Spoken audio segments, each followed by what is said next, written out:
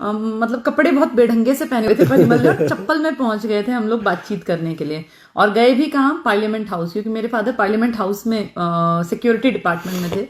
लेकिन मेरे पिताजी ना बहुत सुलझे हुए और समझदार आदमी हैं। वो किताबों में से हमेशा, जब से मैंने होश संभाला, मैंने हमेशा देखा वो किताबें पढ़ते थे।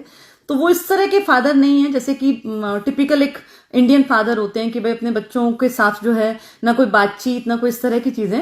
जब परिमल को मैंने उनसे मिलवाया तो उन्होंने बैठ के इनसे बहुत अच्छे ढंग से बातचीत की, इनका एड्रेस लिया, इनके गांव का, इनफैक्ट इनकी जमीन, इनके घर के बारे में भी पूछताछ की।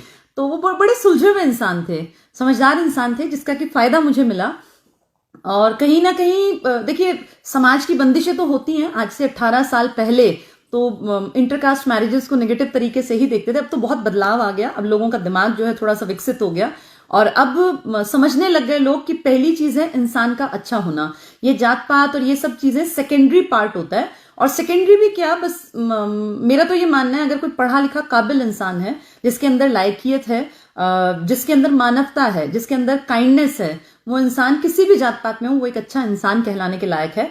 और जीवन साथी चुनते टाइम बजाय जात पात को प्रेफरेंस देने के, आप इंसानियत को अगर प्रेफरेंस देंगे तो आप ज्यादा खुश रहेंगे, क्योंकि इंसान के साथ आपको रहना है, जात पात के साथ आपको नहीं रहना है। तो ये उस जमाने में, जैसे मेरे फादर थोड़ा ब्रॉड माइंडेड आदमी थे, खूब पढ़े लिखे, उनको इस चीज से प्रॉब्लम नहीं थी। पर थोड़ा सामाजिक दायरा, उतना एक संकीर्ण विचारधारा होती है आपके आसपास के लोगों की, वो कहीं ना कहीं प्रभावित करती है। तो एक ब्लैक फेज कह सकते हैं लाइफ का, हमने भी देखा, मैंने भी देखा। बेसिकली कई साल हमारे जीवन के बड़ा एक नेगेटिव टाइम के साथ गुजरे, और फिर वहां से धीरे धीरे धीरे धीरे सोचा लाइफ कैसे बेहतर होगी, कैसे बेहतर होगी, अपने आप को प्रूव करना पड़ेगा, अपने पेरेंट्स की इमेज को अच्छा बनाने के लिए ये प्रूव करके दिखाना पड़ेगा कि मेरे पिताजी की अपब्रिंगिंग बहुत बढ़िया थी और उन्होंने अपनी बेटियों पे विश्वास करके कोई गलती नहीं की है।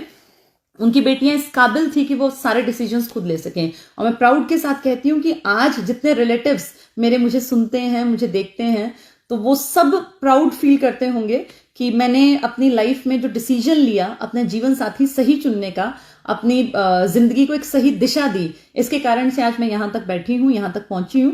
और इसमें बहुत बड़ा योगदान मेरे फादर का है, जिन्होंने सही टाइम पे मुझे समझा और कभी हमें ऐसा फील नहीं कराया कि हम लोग लड़कों से किसी भी चीज में कमतर हैं।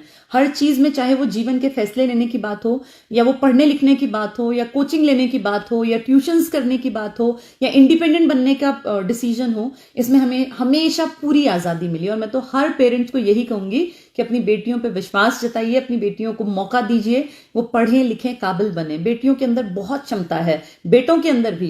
कई लोग मैं देखती हूँ बेटों को भी परेशान करते हैं, तो अपनी बेटा बेटी को पूरा आजादी दीजिए। और मैं यहाँ ये भी कहना चाहूंगी, ये बेटियों की भी जिम्मेदारी है। देखिए, अपनी मर्जी से शादी करना, जीवन साथी चुनना गलत नहीं है। गलत ये होता है कि जब आप बिना इंडिपेंडेंट बने, बिना अपने पैरों पे खड़े हुए किसी को भी उठा के शादी के लिए आप पिताजी के पास ले जाते हैं, ना आप खुद नौकरी में है, ना वो लड़का नौकरी में है, फिर आपको दिक्कत आएगी। देखिए, प्यार से जीवन नहीं चलता। प्यार 4 दिन तो चलता है, लेकिन जीवन भर नहीं चल सकता। जीवन भर आपको साथ चलने के लिए पैसा चाहिएगा। तो सबसे पहले अपना करियर बनाइए। जब आपका करियर अच्छा होगा ना, तो आप देखेंगे आपके रिश्ते भी अच्छे होने शुरू हो जाएंगे। जिसके पास पैसा नहीं है, जिसकी काबिलियत नहीं है, जिसके समाज सोसाइटी में इज्जत नहीं है, उसके रिश्ते अच्छे नहीं चलते।